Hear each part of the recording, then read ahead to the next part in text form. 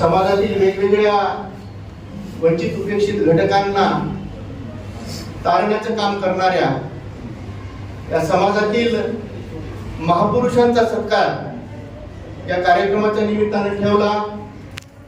या मराठी पत्रकार परिषदेचे सर्व आमचे मुख्य विश्वस्त आदरणीय SMG देशमुख साहेब, प्रकृतीच्या काही कारणास्तव ते आज या कार्यक्रमाला खूप इच्छा असताना सुद्धा येऊ शकले नाही।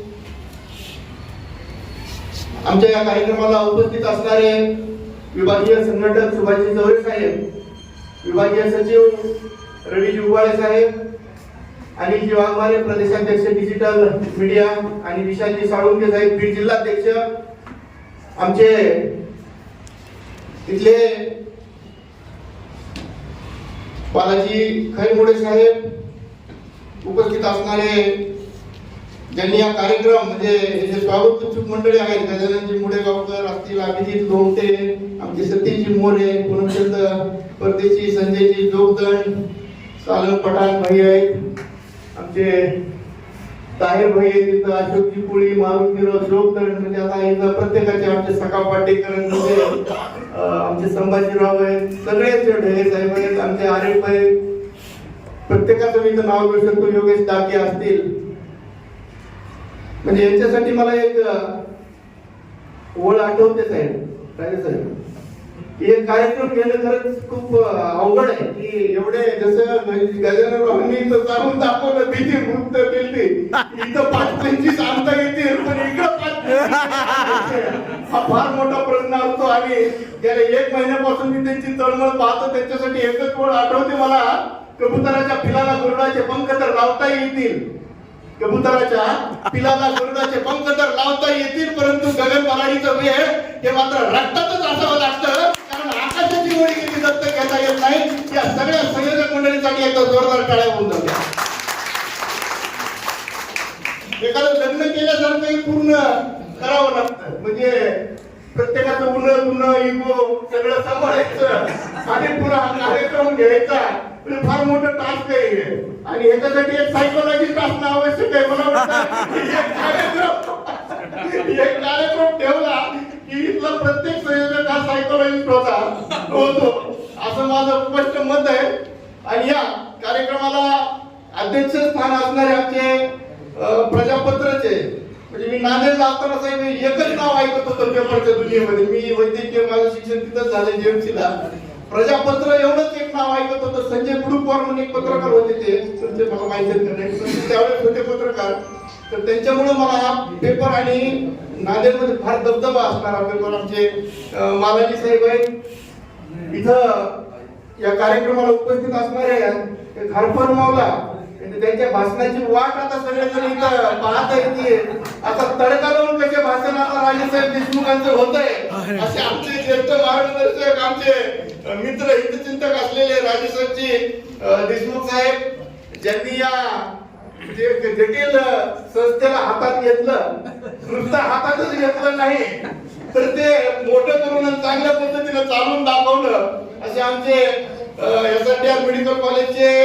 अधिष्ठाता डॉक्टर शंकरजी धपाटे सर, इथं उपस्थित असणाऱ्या हे जे काही पुरस्कारते आहेत सगळे, संजय मालानी साहेब, दिनकरजी शिंदे, योगेशजी काशीद, अशोकजी खुळे, जगताप जोडी आहे फॅमिली, हाजी चुन्नूलाला शेख, आमचे मित्र श्यामजी सरवदे, बालासाहेब पोटभरे, आनंदजी गडे आत्ताच गेले तिथून, प्रमोदजी चौधरी, उमा गोस्वामी, सुनीलजी देशमुख आणि सुरेश जगताप, म्हणजे खऱ्या अर्थाने एक मराठी पत्रकार परिषद पत्रकारितेच्या पुढे घेऊन कसं काम करायचं, तर मला वाटतं की हा कार्यक्रम याचं आयडियल उदाहरण आहे की दुरितांची गीत माझी या गीतात बिनावे, वाळल्या विलीस तयांच्या अमृताचे फूल यावे, हे अमृताचं फूल या समाजामध्ये यावं प्रत्येक घटकाला, याच्यासाठी प्रयत्न करणारी ही मंडळी आहेत पुरस्कारची। आणि जसं मगाशी बोलत असताना जगताप साहेबांनी बोलून दाखवलं की हा पुरस्कार ज्यांनी घेतला ती त्या क्वालिटीचे माणसं, याच्यावर बोट दाखवायला सुद्धा कोणाला जागा नाही। आणि हे खऱ्या अर्थाने मला वाटतं की या पद्धतीची माणसं तुम्ही समाजातून काढली, त्यांचं स्वागत केलं, त्यांना मान सन्मान दिला, ही त्यांना ऊर्जेचं कारण भेटणार आहे। याच्या पुढेही तेवढ्याच ताकदीने आम्ही काम करणार आहोत। समाजामध्ये जे काही वंचित उपेक्षित घटक आहेत त्यांच्यासाठी तेवढ्याच ताकदीनं आम्ही काम करू. आज या दर्पण दिन आणि मूक दिनानिमित्त म्हणजे कालच आनंदाची बातमी 3 दिवसाखाली की मला कार्याध्यक्ष म्हणून एस.एन. देशमुख सरांनी महाराष्ट्राचं वैद्यकीय कक्ष प्रमुख म्हणून इथं नियुक्ती दिली कार्याध्यक्ष म्हणून. मी त्यांचा आभार मानतो. आणि हे शक्य काय झालं तर ही मंडळी माझ्या बरोबर ताकदीने उभी होती अंबाजोगाई म्हणून हे शक्य झालं. कारण अंबाजोगाई मधून ज्या वेळेस आम्ही सुरुवात केली पत्रकारांसाठी जे आरोग्य शिबिर असतील, पत्रकारांसाठीच्या वेगवेगळ्या काही त्यांना फॅसिलिटी द्यायच्या असतील किंवा पत्रकारांचे काही आरोग्याचे प्रश्न असतील, ज्या वेळेस पत्रकारांना कुठेतरी प्रश्न यायचे सर तर त्यावेळेस ते मला फोन करायचे सर असं तसं. आणि जी नाळ 2013 मध्ये आमची जुळली मराठी पत्रकार परिषदेची ते नाळ आजपर्यंत म्हणजे जवळपास आता 12 वर्ष कंप्लीट झालं राजेसाहेब आम्हाला सुद्धा की पत्रकार परिषद मराठी पत्रकार अखिल भारतीय मराठी पत्रकार परिषदेबरोबर आम्ही गेल्या 12 वर्षापासून मी कार्यरत आहे.